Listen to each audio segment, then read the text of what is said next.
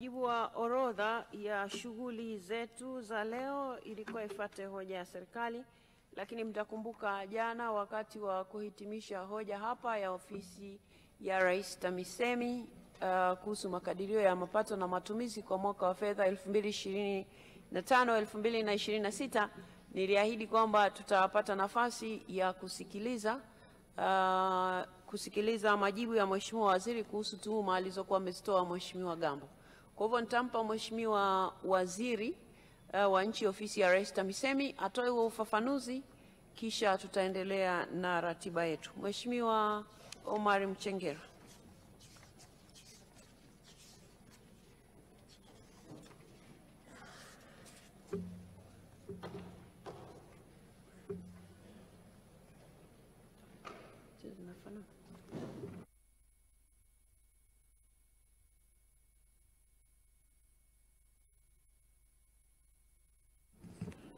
Mheshimiwa Spika, katika mjadala wa hoja za bajeti, Mheshimiwa Mrisho Gambo, mbunge wa jimbo la Arusha mjini, aliwasilisha tuhuma kuhusu miradi minne mikubwa inayotekelezwa na halmashauri ya jiji la Arusha kama ifuatavyo: ujenzi wa jengo la utawala la halmashauri, ujenzi wa soko la machinga, utengaji wa bajeti ya shilingi bilioni 1.6 kwa ajili ya kubomoa maduka eneo la stendi ndogo, kutokuwa na tija kwa halmashauri, na ujenzi wa barabara ya tactic kutoka stendi mpya kwenda Mbauda.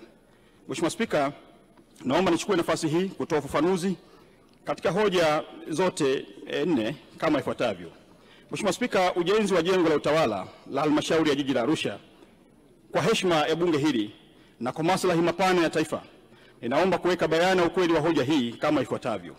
Kuhusu ujenzi wa jengo la utawala wa jiji la Arusha, ambapo alitoa tuhuma nzito dhidi ya utekelezaji wa ujenzi wa jengo hilo, akidai kuwepo kwa ongezeko lisilo halali la takriban shilingi bilioni 8 pamoja na madai ya mchanganyiko wa vipimo vya BOQ uliosababisha malipo ya fedha isiyostahili. Mheshimiwa Spika, mradi wa jengo la utawala ulianza mwaka 2019. Wakati huo Mheshimiwa Mrisho Gambo akiwa mkuu wa mkoa wa Arusha kama msimamizi mkuu. Ujenzi ulifanyika kwa njia ya force account na baadaye ukahama kutoka force account na kuingia kwa mkandarasi. Akapatikana mkandarasi mshauri ambaye akasaidia kupatikana kwa mkandarasi wa ujenzi Mheshimiwa Mrisho Gambo akiwa mbunge. Hii yote ilitokana na malumbano yaliyokuwepo kati ya Mheshimiwa mbunge na baraza la madiwani na aliyekuwa mkuu wa mkoa wakati huo, Mheshimiwa John Mongera. Malumbano hayo yalipelekea mradi kusimama kwa muda mrefu mpaka mwaka 2023 baada ya Mheshimiwa Waziri Mkuu kuingilia kati na baadhi ya watumishi kushtakiwa. Kamati ya fedha, mbunge alikuwa ni mjumbe wa kamati ya fedha wakati huo, hakushiriki kikao husika kwa ruhusa, lakini posho alichukua. Hii ilikuwa ni mwaka 2023. Ikampa mkandarasi ndugu Tribe Construction, lakini hakuweza kuendelea na kazi tena. Ikatokea malumbano baina ya mkandarasi na kazi ikaanza tena upya mwezi wa 4 mwaka 2024 na kuomba kulipwa malipo ya awali. Ndiyo jengo likaanza kujengwa na sasa lipo ghorofa ya 6. Mpaka sasa, Mheshimiwa Spika, mkandarasi amekwisha lipwa hati 2 pamoja na malipo ya awali. Jumla ya hati zote 2 ni shilingi bilioni 1 na milioni 200. Pamoja na malipo ya awali, jumla inakuwa ni shilingi bilioni 2 na milioni 200. Na jengo lipo ghorofa ya 6. Na kilicholipwa mpaka sasa ni kidogo kulingana na uhalisia wa jengo mpaka hivi sasa. Hivyo mkandarasi analipwa malipo yake kwa kazi alizofanya, zikihakikiwa pia na mhandisi wa jiji kwa kazi zilizofanyika tu. Mheshimiwa Spika, kwa ujenzi unaofanywa na mkandarasi mshauri huandaa hati ya malipo kulingana na kazi iliyofanyika. Hivyo basi hakuna fedha ya serikali iliyoibiwa mpaka sasa. Nasisitiza, hakuna fedha ya serikali iliyoibiwa mpaka sasa. Mheshimiwa Spika, kwa kuzingatia dhamira ya dhati ya kulinda fedha za umma, tuhuma zilizotolewa na Mheshimiwa Gambo zimechunguzwa. Niliagiza pia kufanyika kwa uchunguzi wa kina. Uchunguzi huo ulibaini hitilafu za kiufundi zilizojitokeza katika uingizaji wa taarifa kwenye mfumo wa ununuzi wa umma, yani NeST, ambao vizio vya vipimo vilichanganywa kama ifuatavyo. Katika uchunguzi uliofanyika, kilichoonekana ni vizio vya vipimo, yani unit of measurement, kuchanganywa katika vipengele viwili wakati wa kuingiza kwenye mfumo wa ununuzi wa umma, yani NeST, ni kama ifuatavyo. kipengele cha zege la sakafu la chini kwa unene wa milimita 200 ilikadiriwa kuwa mita za mraba 1128 kama ilivyoonyeshwa kwenye BOQ ya mhandisi mshauri. Hata hivyo, wakati wa kupandisha kipengele hicho kwenye mfumo wa manunuzi, yani NeST, kipengele hicho kilipandishwa kama mita za ujazo 1128. 2. Kipengele cha zege la sakafu la juu kiliainishwa kuwa ni mita za mraba 7034 kama ilivyoonyeshwa katika BOQ ya mhandisi mshauri. Lakini katika kupandisha kwenye mfumo ununuzi wa umma, kipengele hicho kiliingizwa kama mita za mraba 7034. Mheshimiwa Spika, management ya jiji la Arusha ilibaini kasoro hizo na kumjulisha mshauri mwelekezi kuhusu makosa katika vizio vya upimaji uliojitokeza katika barua yenye kumbu namba BC.3/253/0/IE/149 ya tarehe 10 mwezi Februari 2025 na barua kumbu namba BC.3/253/0/IE/150 ya tarehe 18 Februari ya mwaka 2025. Mtaalamu mshauri alijibu barua hizo kwa barua yenye kumbu namba KA/ACC/ADM/2024/20 ya tarehe 28 Februari 2025 kwa kukiri kupokea mapungufu hayo, na alichukua hatua za kumwandikia mkandarasi kumweleza mapungufu yaliyojitokeza kwa barua yenye kumbu namba KA/ACC/ADMIN/2024/24 ya tarehe 7 Machi 2025. Mheshimiwa Spika, mkandarasi alimjibu mtaalamu mshauri kwa barua yenye kumbu namba TRB.JV.TBW/admin/ACC/HQ ya 2025 ya tarehe 8 Machi 2025 akikubali mabadiliko hayo ya vipimo tangu mwezi Machi kama yalivyoonekana katika mkataba.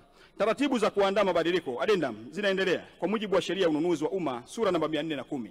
Hivyo gharama halisi za mkataba zitazingatia vipimo sahihi, ambapo mradi utatekelezwa kwa gharama ya shilingi bilioni 3,461,712. Aidha, fedha za ziada ambazo ni shilingi milioni 416 ikiwa ni 983 na senti 27 ikiwa ni sehemu ya malipo ya awali zitazingatia utekelezaji wa kazi na makubaliano ya mabadiliko ya mkataba. Kwa kuwa hoja hii iliibuliwa na halmashauri ya jiji kuhusu vipimo husika na kukubaliana na pande zote mbili tangu mwezi Machi, si hoja mpya, ilikwisha fanyiwa kazi na ndio desturi za mikataba. Hoja hii inasimamiwa na Mheshimiwa Mkuu wa Mkoa na TAKUKURU wanaifanyia kazi kujiridhisha tangu mwezi Machi 2025, na muda wowote addendum itasainiwa na mkandarasi yupo eneo la mradi mpaka jengo litakapokamilika. Mheshimiwa Spika, haya si matamko tu, ni matendo yaliyokwisha fanyika. Kuibua hoja ambazo zimekwisha fanyiwa kazi kwa makusudi na mamlaka husika au zipo kwenye mchakato ni sawa na kusisitiza kuwa serikali ni kipofu na bubu. Rais wa Jamhuri ya Muungano wa Tanzania serikali ya awamu ya sita inasimamia misingi ya uwajibikaji, misingi ya uadilifu na kujifunza kutokana na kila changamoto. Hatufichi makosa tunayakabili kwa ujasiri, kwa sababu kama alivyosema baba wa taifa Mwalimu Julius Kambarage Nyerere, hatupaswi kuwa na serikali ya kuogopwa, bali serikali ya kuheshimika kwa uadilifu wake. Kwa njia hii tunawaonesha Watanzania kuwa serikali yao ni ya watu, kwa watu na kwa ajili ya watu. Tunapambana na dosari kwa uwazi, tunalinda rasilimali kwa uaminifu na tunasimama na kusimamia kila senti kwa jicho la uzalendo.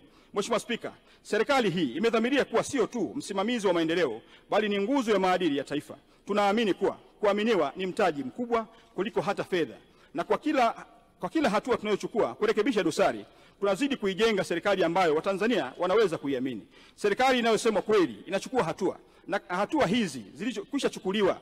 Mheshimiwa Spika, niruhusu nisisitize tena, hakuna mahala popote katika taarifa niliyoletewa inayoonyesha kuwa shilingi bilioni 8 italiwa, na kwa kuwa mkataba ni mchakato, ni mwendelezo wa kazi, thamani halisi itaendelea kubaki kuwa kwa mujibu wa marekebisho ya mkataba, na hakuna senti ya Watanzania itakayoliwa baada ya kukamilika kwa mkataba. Mheshimiwa Spika, ningependa kukumbusha bunge lako tukufu kuwa masuala yote ya maendeleo huanzia kwenye kamati ya maendeleo ya kata, kamati za kisekta za halmashauri na mwisho baraza la madiwani, ambapo sisi wabunge ni wajumbe kote huko.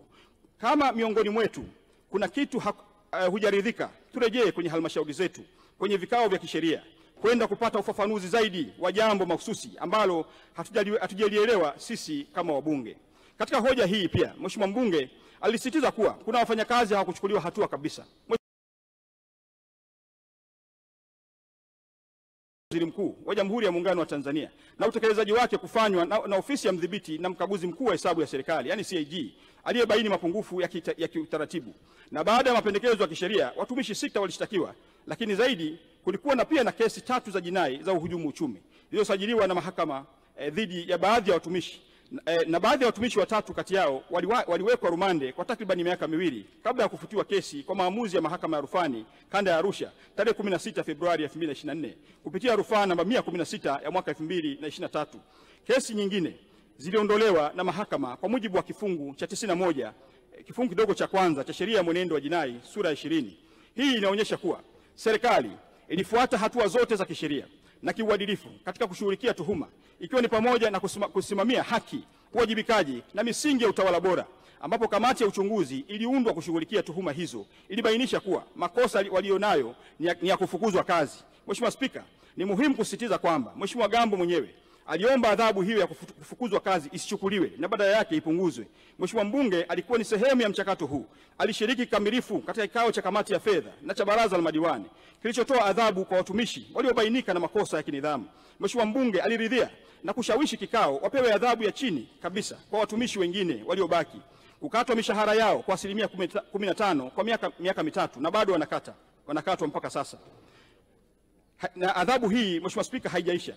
Kama njia ya kuhitimisha mjadala wa kinidhamu na hakuwasilisha pingamizi rasmi katika uamuzi huo. Kwa hivyo ni jambo la kushangaza kuona yeye sasa akiwasilisha hoja hiyo bungeni kana kwamba ni jambo jipya au lenye sura ya kifisadi linaloendelea.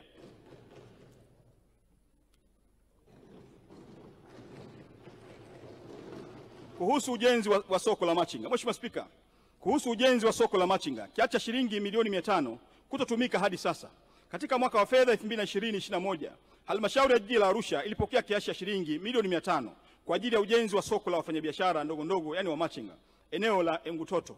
Baada ya mapokezi ya fedha, taratibu za utekelezaji wa miradi zilianza, ikiwa ni pamoja na kutaarifu vikao rasmi kuhusu mapokezi ya fedha hizo na madhumuni ya serikali ya kujenga soko hilo katika eneo la Engutoto. Mheshimiwa Spika, baada ya taarifa hiyo kuwasilishwa ofisi ya mkuu wa wilaya, Mheshimiwa mkuu wa wilaya mbunge Mrisho Gambo, meya wa jiji pamoja na mkurugenzi wa jiji walifanya ziara kutembelea eneo la Engutoto na kubaini kuwa eneo hilo sio eneo sahihi kwa ajili ya ujenzi wa soko tajwa. Viongozi hawa wa wilaya pamoja na mbunge walielekeza soko hilo lijengwe Semunge maarufu kama eneo la kwa Mchina. Katika hali hiyo ilibidi kiitishwe kikao cha dharura cha kamati ya fedha tarehe 11 mwezi wa 6 mwaka 2022 ambacho kiliridhia soko lijengwe eneo lililopendekezwa.